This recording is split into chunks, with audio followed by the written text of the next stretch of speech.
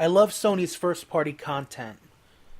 They are the framework that I hope Microsoft one day judges their future first-party games by, and tonally I hope Nintendo could someday meet and exceed. Sony's first-party releases are winning the console war for PlayStation this generation, but there are some that are none too happy with what they are seeing. There are a group of gamers out there who believe that Sony's first-party exclusives feel like clones of each other, and don't see the risk involved in Sony's first-party games.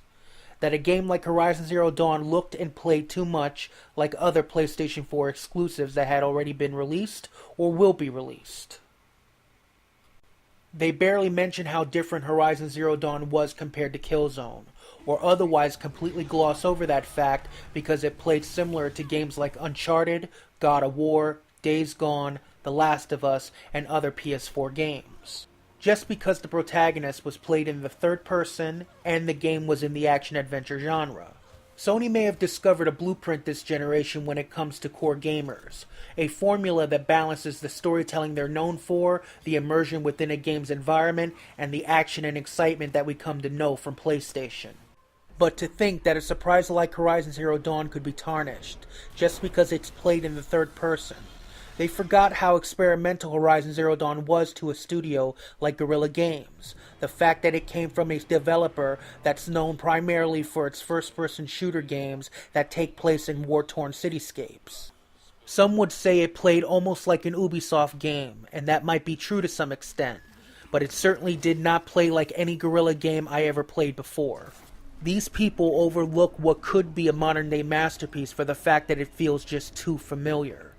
But to a larger issue, Sony does make games that appeal to different audiences. Unfortunately, these gamers chose to focus not on the games that set Sony developers apart from one another.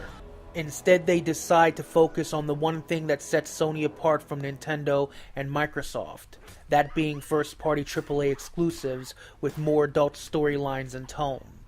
Sony's exclusives exist on different ends of the spectrum as compared to Nintendo.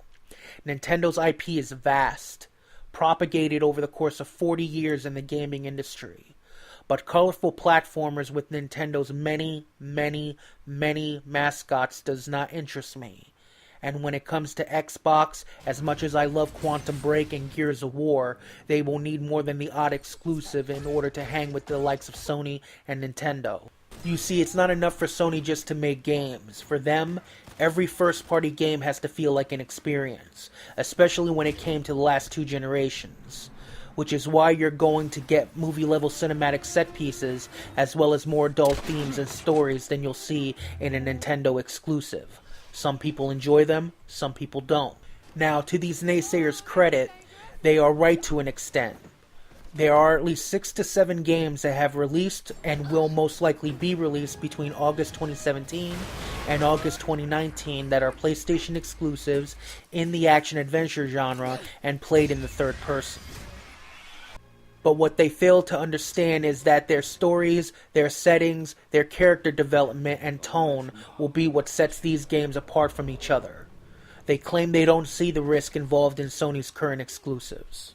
But what do you call a developer extensively known for a dystopian first-person shooter series releasing a third-person action-adventure game in a lush, vibrant open world that's heavy on narrative, and to have it actually succeed, if not a great reward to a project that was all risk? What about a studio known for releasing stylized action games set in the superhero genre, doing a complete 180 in tone, and developing a samurai game taking place during the Mongol hordes' evisceration in feudal Japan? I'd call that a risk, a similar risk to the one taken by Guerrilla Games. Or a developer changing the combat, the setting, the tone of one of gaming's most iconic titles, but keeping the narrative and backstory that came with the past 7 games in its series, if not a risk. And we all know the results. I could go on about Sony and their plethora of first-party content, but I think the point is made. So as far as I can tell, there are 2 ways Uncharted Lost Legacy, God of War, Detroit Become Human, Spider-Man, Days Gone, The Last of Us 2, and Ghost of Tsushima will be similar. They're going to be played in third person, and they're gonna be great fucking games.